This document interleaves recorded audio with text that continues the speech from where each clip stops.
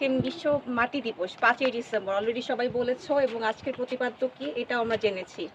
তো আমি একটু ডিফারেন্ট অ্যাঙ্গেল থেকে বলবো, সেটা হলো যে আমরা আমাদের ধর্মীয় জায়গাটা আর কি একটু বলি। ইসলাম ধর্মে একটা কথা বলা হয়েছে যে মানুষ মাটি থেকেই সৃষ্টি, এবং তোমরা যখন পড়ো যে অর্গানিক ম্যাটার ডিকম্পোজিশন, এই যে আমরা হিউম্যান বডি মাটিতে মিশবো, সেখানে ডিকম্পোজ হবে, সেখান থেকে আবার চেইনে আকারে কিভাবে হচ্ছে আমরা নিউট্রিশন পরিবেশে আসবে, সেখানে পরিবেশ থেকে আবার কীভাবে সয়েলে যাবে, এই যে একটা সার্কুলার সিস্টেম চলতে থাকে।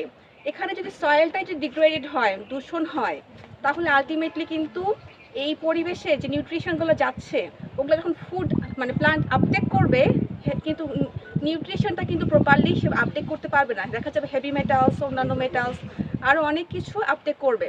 তো এটা কিন্তু ফুড চেইনে আসলো, আমরা হিউম্যান বডি সেটাকে কনজাম করলাম, আমাদের বডিতে গেল, সবাই এটা কিন্তু জানি। এই যে একটা টোটাল ব্যাপার চলছে, যদি মানে সুস্থ শহর যদি রাখতে চাই, যদি সুস্থ নগরায়ন চাই, তাহলে অবশ্যই মাটিকে বিশুদ্ধ রাখতে হবে। আমাদের আশেপাশে ফ্যাক্টরিজ অনেক কিছু, অনেকেই বলে গেল যে বর্জ্য পদার্থ, হ্যাঁ, ওয়েস্টেজগুলো যেগুলো ডাম্প করা হচ্ছে, একে তো মাটিকে দূষণ করছে, পানিকে দূষণ করছে, হিউম্যান বডিতে সেগুলো রেগুলার বায়ো অ্যাকুমুলেশন হচ্ছে। এই টার্মগুলো আমরা সবাই কম বেশি জানি।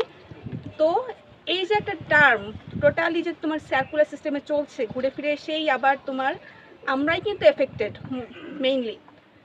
আজকের এই দিবসে আমরা সবাই সচেতন হব যে আমরা যেন আমাদের শহরটাকে সুস্থভাবে নিশ্চিত করতে চাইলে আগে মাটিকে বাঁচাতে হবে। মাটিকে বাঁচালে তবেই সুস্থ শহর, সুস্থ পরিবেশ, সুস্থ মানুষ, ডিজিজেস কম হবে, আমরা কম অ্যাফেক্টেড হব। ঠিক আছে? তো আমরা যেখানে আজকে আছি যারা সবাই, সবার কাছে একটা মেসেজ যে আমরা অন্তত আমাদের জায়গা থেকে সৎভাবে মাটির ইউজটা করবো, ইউটিলাইজ করব। হ্যাঁ,